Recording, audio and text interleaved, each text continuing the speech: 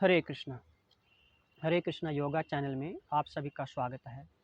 आज हम भगवद गीता की भूमिका जारी रखेंगे। भगवद गीता में 5 विषयों पे चर्चा की गई है। उनमें से एक विषय, पहला विषय ईश्वर है, जिसकी चर्चा हम पिछले लेक्चर में कर चुके हैं। आज हम भगवद गीता के बाकी बचे विषयों पर संक्षेप में चर्चा करेंगे। इससे पहले हम मंगलाचरण कर लेते हैं। ओम अज्ञानतिमिरन्धस्य ज्ञानाञ्जनशलाकया चक्षुर्मिलितं येन तस्मै श्रीगुरुवे नमः। श्रीचैतन्यमनोभीष्टं स्थापितं येन भूतले स्वयं रूप कदा मह्यं ददाति स्वपदान्तिकं। वन्देऽहं श्रीगुरु श्रीयुतपदकमलं श्रीगुरून् वैष्णवांश्च श्रीरूपं साग्रजातं सहगण रघुनाथान्वितं सजीवम् साद्वैतं सावधूतं परिजनसहितं कृष्णचैतन्यदेवं श्रीराधा कृष्णपादान् सहगणललिता श्रीविशाखान्वितांश्च। हे कृष्ण करुणा सिन्धु दीनबन्धु जगत्पते गोपेश गोपिकान्त राधाकान्त नमस्तुते। तप्तकाञ्चन गौराङ्गी श्रीराधे वृन्दावनेश्वरी वृषभानुसुते देवी प्रणमामि हरिप्रिये। वाञ्छाकल्पतरुभ्यश्च कृपासिन्धुभ्य एव च पतितानां पावनेभ्यो वैष्णवेभ्यो नमो नमः। जय श्री कृष्ण चैतन्य प्रभु नित्यानंद श्री अद्वैत गदाधर श्रीवासादि गौर भक्तवृंद। हरे कृष्ण कृष्ण कृष्ण हरे हरे, हरे राम राम राम हरे हरे। हरे कृष्ण। तो आज हम भगवद गीता के बाकी विषयों पर संक्षेप में चर्चा करेंगे। दूसरा विषय है जीव। जीव को भगवान के द्वारा अपने अंश के रूप में स्वीकार किया गया है। जैसे कि भगवद गीता में 15वें अध्याय में भगवान कहते हैं, ममैवांशो जीवलोके जीवभूत सनातन।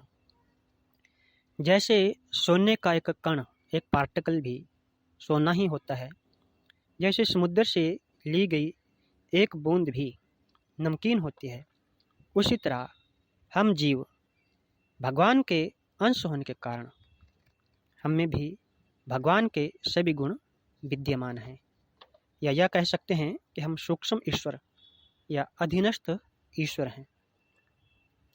हम प्रकृति को नियंत्रित करने की कोशिश कर रहे हैं, क्योंकि वर्तमान में हम अंतरिक्ष या ग्रहों को नियंत्रित करने की कोशिश कर रहे हैं।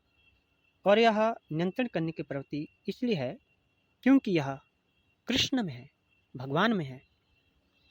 लेकिन यद्यपि हमारे पास भौतिक प्रकृति पर अधिकार करने की प्रवृत्ति है, फिर भी हमें यह मालूम होना चाहिए कि हम सर्वोच्च नियंत्रक नहीं हैं। यह भगवद गीता में बताया गया है। तीसरा विषय है भौतिक प्रकृति। भौतिक प्रकृति को भगवद गीता में निम्न प्रकृति के रूप में समझाया गया है, या इन्फीरियर नेचर कह सकते हैं। जीव को श्रेष्ठ प्रकृति या सुपीरियर नेचर के रूप में बताया गया है। प्रकृति चाहे सुपीरियर हो या इन्फीरियर, श्रेष्ठ हो या हीन हो, वह भगवान के नियंत्रण में हमेशा रहती है। जैसे कि प्रकृति स्त्री है और भगवान द्वारा नियंत्रित होती है, इसे एक उदाहरण के रूप में समझते हैं। जैसे पत्नी की सभी गतिविधियों को पति के द्वारा नियंत्रित किया जाता है। प्रकृति हमेशा अधीनस्थ रहती है और भगवान की प्रधानता होती है।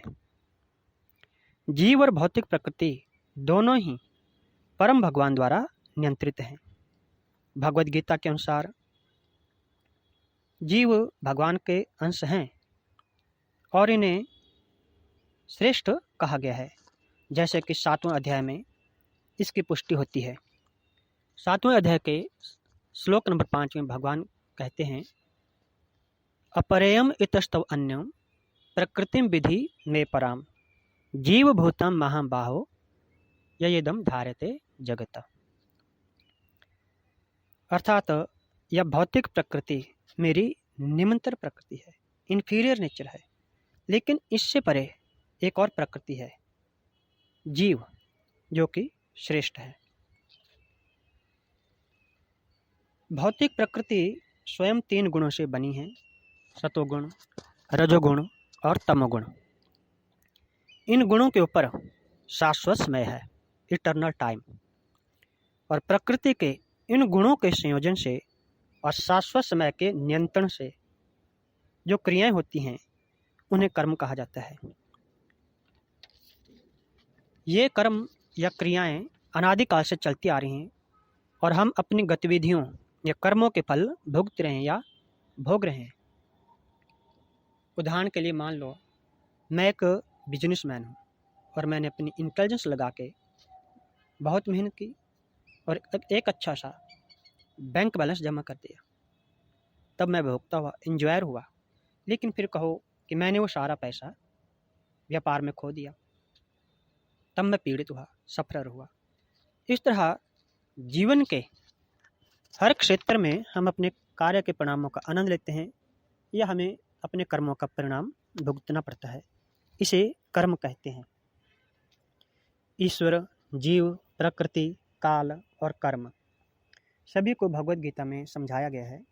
इन पांचों में से भगवान, जीव, भौतिक प्रकृति और समय ये शाश्वत हैं। प्रकृति की अभिव्यक्ति अस्थायी हो सकती है, लेकिन यह मिथ्या नहीं है। कुछ दार्शनिक कहते हैं कि भौतिक प्रकृति अभिव्यक्ति मिथ्या है, लेकिन भगवद गीता के दर्शन के अनुसार या वैष्णवों के दर्शन के अनुसार ऐसा नहीं है। संसार की अभिव्यक्ति मिथ्या नहीं मानी जा सकती।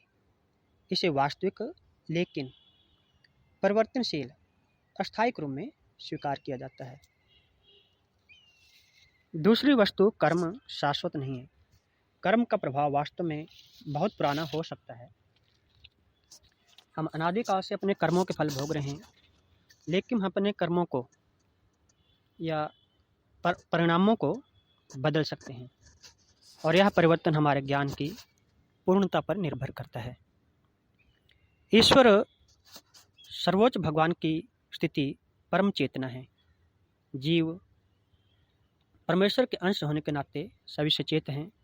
हालांकि भगवान की सर्वोच्च चेतना है और किसी को भी यह दावा नहीं करना चाहिए कि जीव भी सर्वोच्च सचेतन है,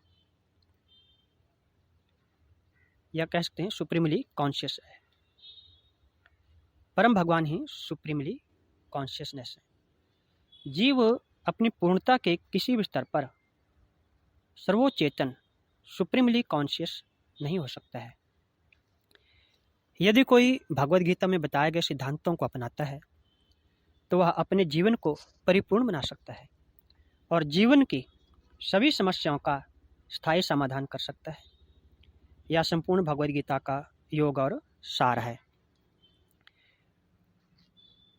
तो भगवद गीता के 5 विषयों में संक्षेप में चर्चा हम यहीं पे विराम करते हैं। अगले आने वाले लेक्चर में हम भगवद गीता के महात्म्य पर चर्चा करेंगे, जिसमें मुख्यतः 7 श्लोक शामिल हैं, और उसके बाद हम एक श्रृंखला में संपूर्ण भगवद गीता की चर्चा करेंगे। Hare Krishna. Thank you very much.